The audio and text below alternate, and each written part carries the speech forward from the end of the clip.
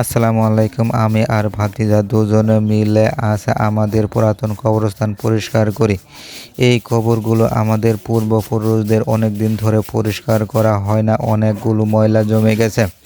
তাই দুজনে মনে করলাম যে পরিষ্কার করা দরকার, তাই পরিষ্কার করতে শুরু করলাম। উপরে গাছ থাকার কারণে পরিষ্কার করা হলেও বেশি একটা লাভ হয় না, কয়েকদিন পর দেখা যায় আবার পাতা পড়ে অপরিষ্কার হয়ে গেছে। ঈদ চলে গেল, আমরা বাড়িতে আসি, আবার শহরে চলে যাব, তো এই সুযোগে পরিষ্কার করলাম। আরও কয়েকটা জায়গা কবরস্থান আছে যেগুলো আমাদের পরিষ্কার করার দরকার। ইনশাআল্লাহ আগামীতে ওগুলাও আমরা পরিষ্কার করব, আপনারা সবাই দোয়া করবেন।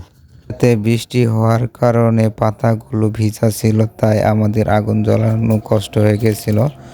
তবু কষ্ট করে সবগুলো পাতা পুড়িয়ে খুব ভালো সুন্দরভাবে পরিষ্কার করে ফেলি আমরা। ধন্যবাদ।